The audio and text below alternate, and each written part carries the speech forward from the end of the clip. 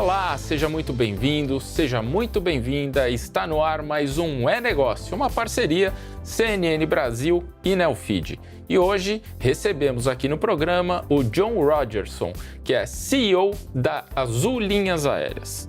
John, muito obrigado pela sua presença aqui no programa. Muito obrigado pelo convite, Carlos. Estou muito animado a falar com você hoje. Vamos falar muito e saber um pouquinho desse setor de aviação que está agitado. Mas antes, a gente vai conhecer um pouquinho mais da trajetória do John e também da Azul Linhas Aéreas. Formado em finanças, o americano John Rodgerson está no Brasil há 15 anos. Depois de atuar como diretor de planejamento financeiro da JetBlue, a companhia aérea americana de baixo custo, John se uniu a David Neeleman como cofundador da Azul. Primeiro, ele atuou como CFO da empresa, sendo responsável por captar mais de $1 bilhão de recursos financeiros pelo processo de abertura de capital, que ocorreu de forma simultânea em São Paulo, na B3, e em Nova York, na New York Stock Exchange. Atualmente, a Azul é a maior companhia aérea do Brasil em número de voos e cidades conectadas. A Azul voa para mais de 150 destinos nacionais e tem uma receita anual de 19 bilhões de reais. John, a gente viu aqui no VT sobre o setor de aviação. Hoje a Azul é a maior companhia aérea do Brasil em número de cidades atendidas, voos, é uma gigante. Mas o Brasil, e eu queria entender com você aqui, tem um problema com companhia aérea. Assim, o Brasil, companhia aérea, às vezes parece que é um negócio que não para de pé. A Varig quebrou, a Transbrasil quebrou, a Latam entrou em recuperação judicial e saiu recentemente da recuperação judicial. A Gol está, neste momento, em recuperação judicial também. A própria Azul tem dívidas, não está em recuperação judicial, mas tem dívidas altas. Esse negócio para em pé, o que acontece? Com certeza. Primeiro, o Brasil é um país muito complexo para fazer negócio. Eu estou aqui há 15 anos. Eu lembro quando eu cheguei aqui em 2008, o PIB estava crescendo 7, 8% ao ano. O câmbio era 1,58. O Cristo estava decolando da capa do Economist. O que eu diria para você, Carlos, eu fui bem enganado. Então porque os desafios que o Brasil tem são gigantes, mas também a oportunidade é gigante, né? Então, eu trabalhei no JetBlue Airways em Nova York por muitos anos, e depois de todos estes anos, até hoje, JetBlue tem 5% do mercado dos Estados Unidos. E a Azul é o maior do Brasil, em número de voos, destinos, como você citou, e também nós temos mais aeronaves do que demais. Então, é um setor complexo, onde você sempre tem que olhar custos, sempre tem que batalhar. Eu acho que minha formação de finanças e ser o CFO antes de ser CEO é crucial para ter uma liderança forte na parte de pessoas, mas também do dinheiro dentro de uma empresa aérea. Mas por que os negócios de companhias aéreas no Brasil chegam nesse nível? Eu citei aqui algumas, as maiores já foram as maiores, algumas quebraram, desapareceram, outras em recuperação judicial. É um problema estrutural do setor? É um problema macro? Qual é o ponto? Tem grandes desafios. O que eu diria, você citou vários nomes, né? Eu estava olhando agora, né? Nós somos a única empresa aérea do Brasil que não entrou em recuperação judicial. De todos, né? Se você olhar toda a história do Brasil, nós somos a única que não entrou em recuperação judicial. Mas por que os desafios do Brasil são grandes, né? Nós temos o combustível mais caro do mundo. Não o mais caro da América Latina, o mais caro do mundo. Então, nosso custo de combustível neste país é 50% do custo que a gente tem. Em outras partes do mundo é 25% do custo, né? Nós temos o câmbio que é volátil, né? Eu citei que era 1,58 quando eu cheguei aqui, chegou a 5,50, agora é 5. Então, são os desafios, né? Mas eu não vejo a Azul como empresa aérea. Eu vejo a Azul como empresa de pessoas. E foi as pessoas que salvou a Azul. Foi as pessoas durante a pandemia que salvou a Azul. Então, quando você tem uma cultura muito forte, como nós temos dentro da Azul, eu acho que nós podemos sobreviver a qualquer desafio que existe. Desafios são grandes, né? De utilização, todas essas coisas. A gente opera em 100 aeroportos que ninguém mais opera neste país. Mas a oportunidade que o Brasil tem é gigante. Então, e nós temos que continuar crescendo porque o Brasil está crescendo neste momento. Você falou do querosene. Tem uma explicação para o querosene do Brasil ser o mais caro do mundo? Eu acho que é absurdo, para falar a verdade. Mas olha o seguinte, né? O Brasil é um país de petróleo. Tira petróleo do chão, refina aqui também, mas sempre importa 10%. Por que importa 10%? Para cobrar mais caro. Então, o que eu estou pagando hoje é como se todo o nosso combustível fosse importado do Oriente Médio. Então, acima do custo do que nós temos hoje é o frete do combustível que não é fretado. Já pensou? Então, por esta razão, o Brasil tem menos viajantes só por causa disso. E tem muita gente do classe A, do classe B que pode viajar, mas o classe C não está atingindo a oportunidade para voar. Então, por que nós temos um país do petróleo que tem o querosene mais caro do mundo? Isso não é bom para o Brasil. Eu acho que o governo não gosta disso, eu acho que ninguém gosta disso. Então, se nós queremos mais viajantes viajando neste país, mais turismo interno, nós temos que tratar isso. Também tem impostos acima do querosene doméstico, mas não acima do querosene internacional. Então, isso está incentivando o povo brasileiro a viajar fora do seu próprio país, em vez de gastar dinheiro dentro do seu próprio país. Coisas que não faz lógica, né? Brasil, que é um país muito abençoado para ter petróleo no chão, petróleo no offshore e ter o combustível mais caro do mundo. E não é um pouco mais caro, é 30% mais caro do que os Estados Unidos, Europa e outros destinos. E outros países que nem têm combustível no chão, Brasil ainda é mais caro. E vocês têm aberto conversas para tratar desse tema com o governo, com a própria Petrobras, que é a maior fornecedora? Sim, é uma coisa que nos últimos 6 meses, 1 ano, né, o governo está muito preocupado com a inflação no país. A inflação está sendo afetada pela tarifa aérea que existe, né, que está aumentando.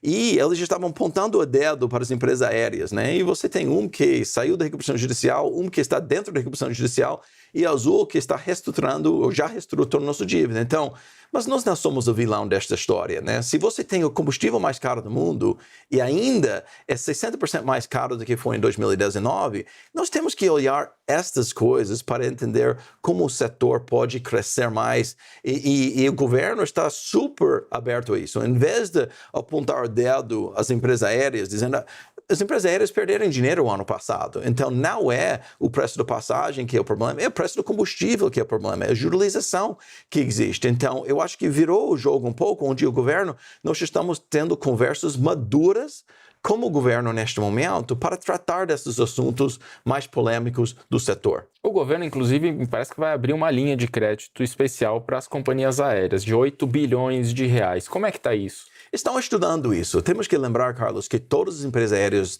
dos Estados Unidos e o país mais liberal do mundo recebeu 50 bi do fundo perdido e mais 50 bi do crédito. O que nós recebemos aqui do Brasil? 0. Isso por conta da pandemia. Por conta da pandemia. Então, para sobreviver, Gol, TAM e Azul, o que nós temos que fazer? Pegar dívida.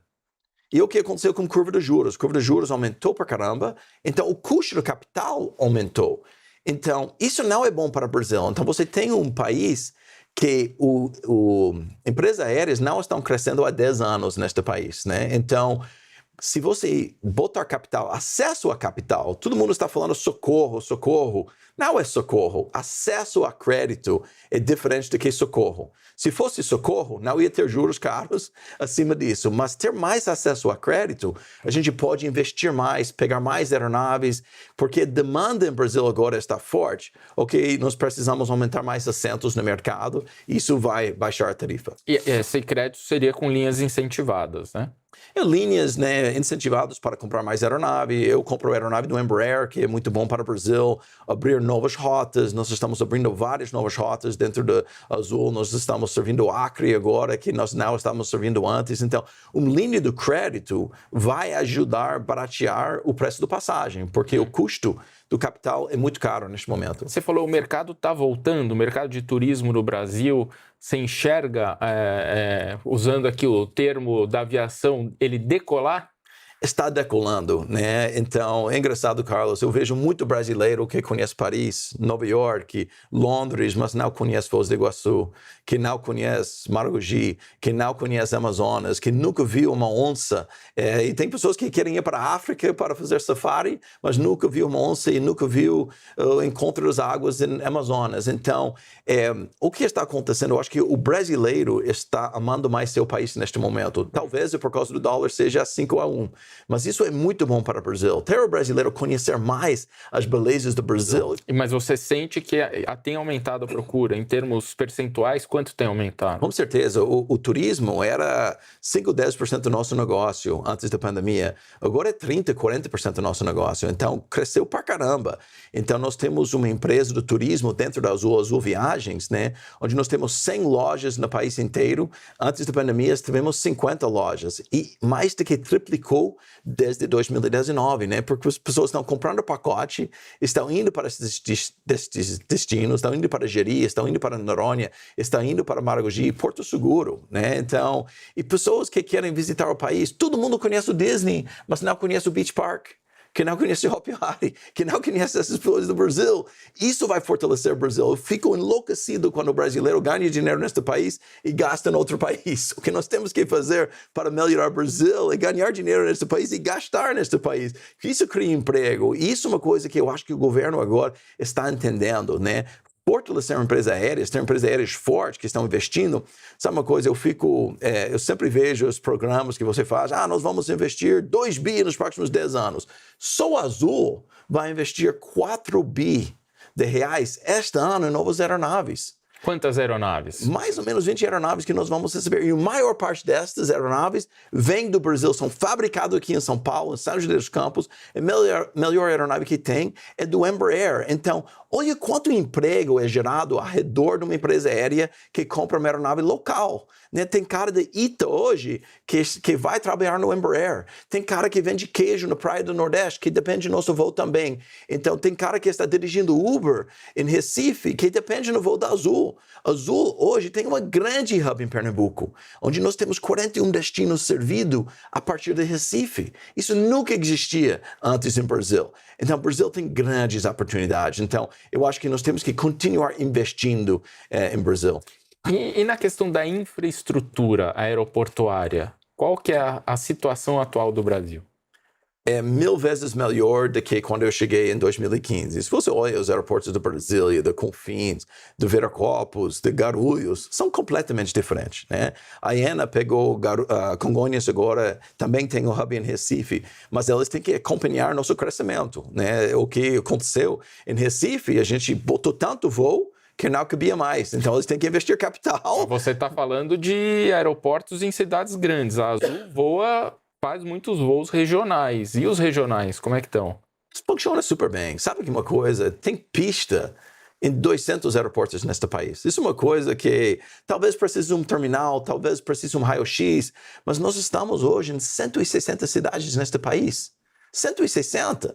Quando meus concorrentes estão em 50, 55 cidades no país. Então, e eu quero chegar a 200 cidades de servido. Esse ano você vai aumentar? Nós vamos aumentar, sim. Nós acabamos de anunciar o Acre agora, foi única, Rio Branco, que é a única capital que a gente não serviu, e agora nós estamos servindo isso. Nós temos vários outros destinos no nosso radar que nós vamos continuar abrindo, mas cada vez a gente vai continuar adicionando mais pontos dentro do Brasil. Agora, falando do mercado e de concorrência, quando a Latam entrou em recuperação judicial, você afirmou que queria fazer uma proposta de compra pela Latam.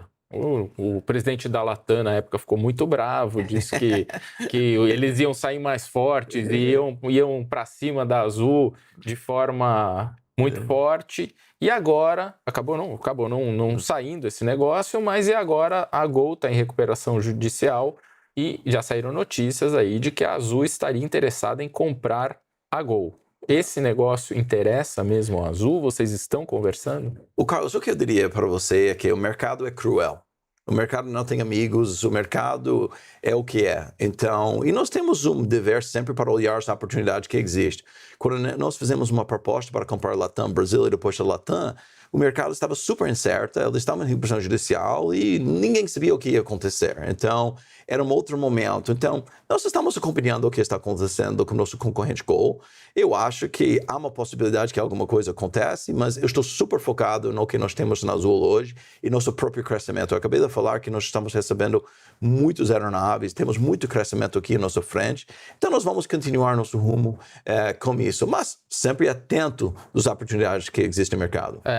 A questão sobre concorrência aqui no Brasil também tem um outro ponto que é de concentração de mercado. Você mesmo falou ali que nos Estados Unidos a JetBlue tem 5% de mercado.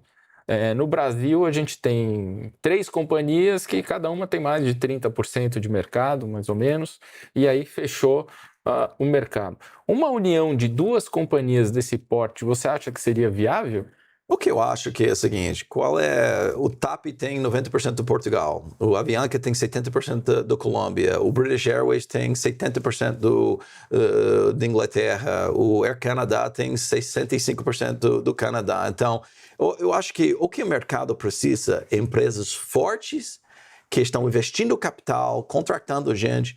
Quantas vezes, Carlos, nós tivemos voos da galinha aqui? Uma empresa aérea começa, cai. Você citou Varig, Transbrasil, todas as empresas que quebraram. Então, eu não quero falar sobre o CAD. Eles têm um trabalho, mas o que eu diria para você é que criar uma empresa aérea mais forte no Brasil cria muita oportunidade para muitas pessoas, né? Muito investimento, muitas novas rotas, muitas coisas. Mas eles têm que fazer uma análise técnica, né? Então, uma coisa que é bem diferente como a Azul, eu não vou falar sobre Gol porque não estamos falando disso agora, mas como Latam, eu não vou nas mesmas cidades que eles voam, né? Então, às vezes, quando você tem 100 destinos que ninguém mais conecta, e você pode conectar como um Latam da vida, um Gol da vida, puxa, há mais pessoas fluindo no sistema inteiro. Então, pessoas que estão dentro do programa da Latam hoje que não conseguem chegar nesses 100 destinos, né? Então, é uma oportunidade para ter mais pessoas fluindo no sistema brasileiro.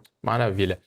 John, o setor de aviação é um setor muito complexo. Eu acredito que você já deve ter errado bastante aí no meio do caminho, no meio da rota, para a gente falar. E a gente tem aqui no programa um quadro onde as lideranças revelam os erros que cometeram e o que aprenderam com isso. É o quadro O que o erro me ensinou.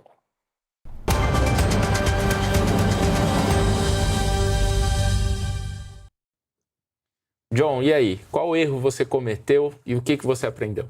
Eu cometi tantos erros, Carlos. Por exemplo, eu devia ter captado mais dinheiro quando o dinheiro era barato, né? Dinheiro era caro. Mas eu acho que eu comecei minha carreira, né, como uma pessoa de finanças e não uma pessoa de pessoas mesmo. Eu acho que eu era duro demais nesta época da minha carreira e, sabe, quando você tem um time com cultura forte, né, você pode vencer qualquer coisa. Então, o erro que eu cometi em minha carreira era não tratar as pessoas como eles deviam ter sido tratados, né? Então, se você trabalha com pessoas, se você fala por pessoas que trabalhou comigo 15 anos atrás, 20 anos atrás, eu era uma pessoa muito mais durão. E as pessoas hoje vejam que eu mudei, né? Isso foi um erro que eu cometi.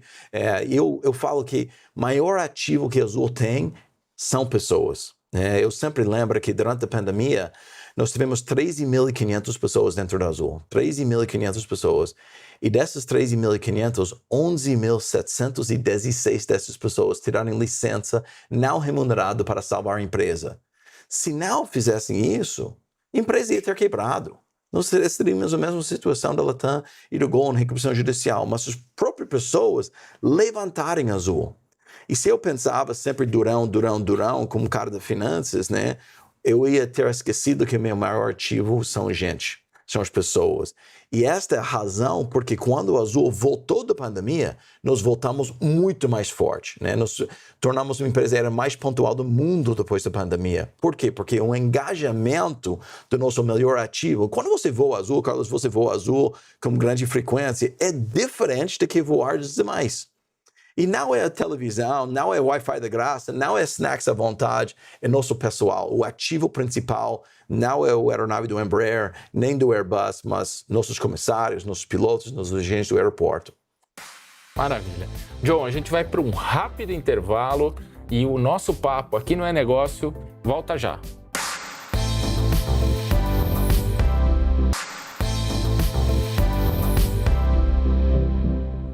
O É Negócio está de volta e hoje recebemos John Rodgerson, CEO da Azul Linhas Aéreas.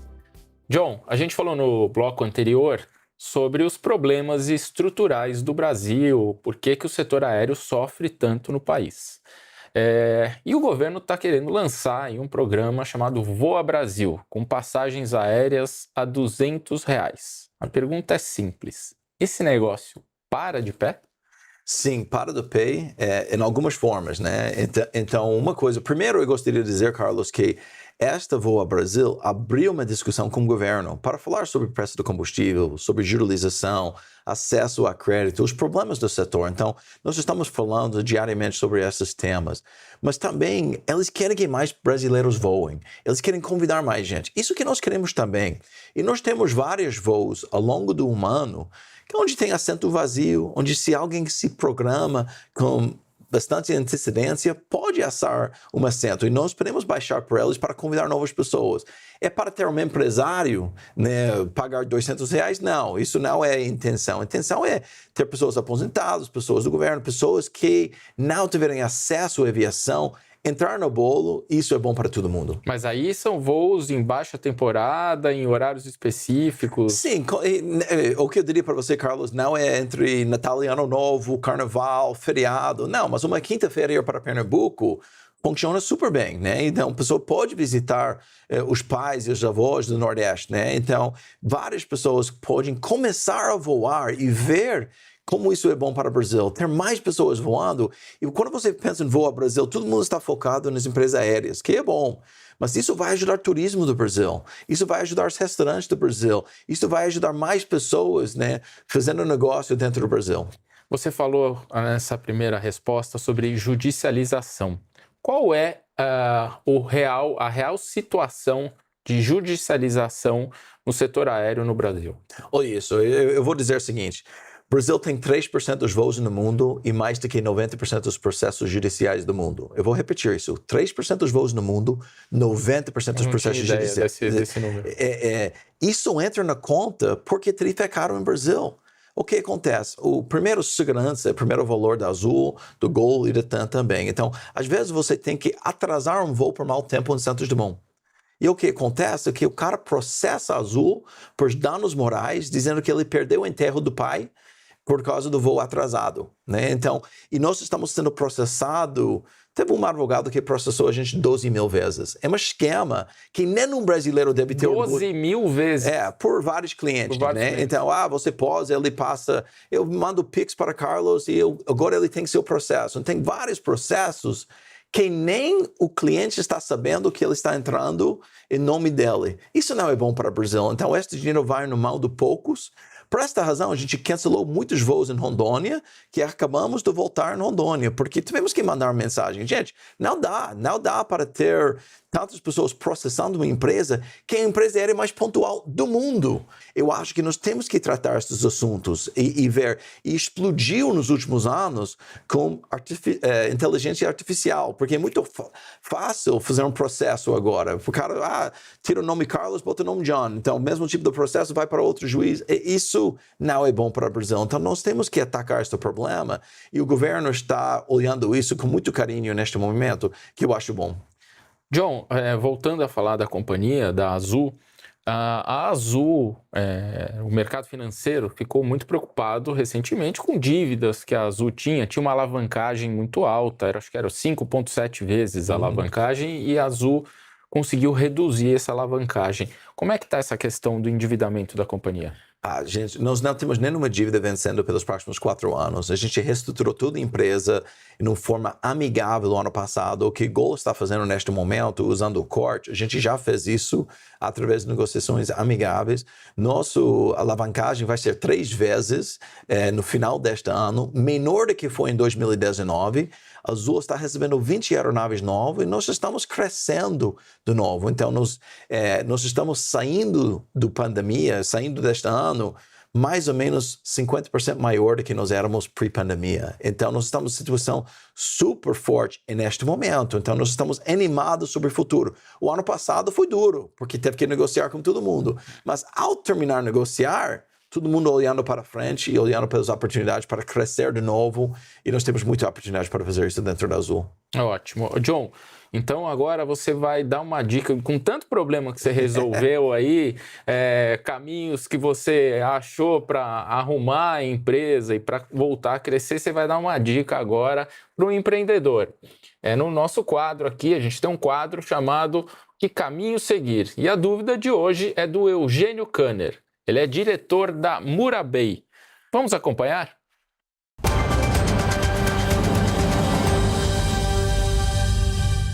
Meu nome é Eugênio Kanner, sou diretor da Murabey, uma empresa de cientista de dados. A gente desenvolve soluções, serviços e produtos analíticos, tanto de previsão, de otimização de decisões.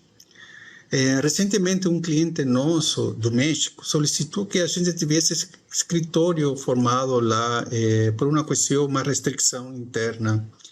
E a gente aceitou. Então, a gente tem hoje um CNPJ no México e gostaríamos agora poder aproveitar essa presença. E nossa dúvida vai nesse sentido, dicas de como abrir uma operação fora do país.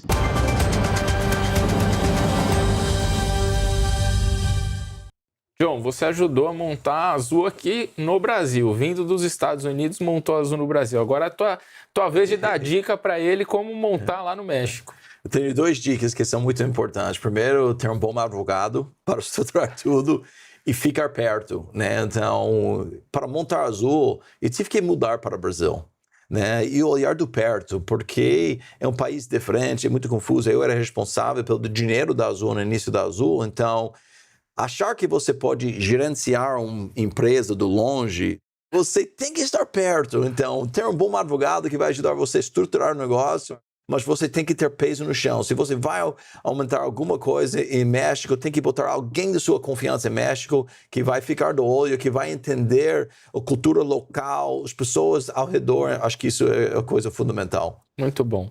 John, agradeço muito a sua presença aqui no E-Negócio. Foi ótimo o papo. Infelizmente, o programa chega ao fim. Muito obrigado pela oportunidade, Carlos. E voa Azul, cara. Vou voar. E a você que nos acompanhou até aqui, muito obrigado e até o próximo É Negócio.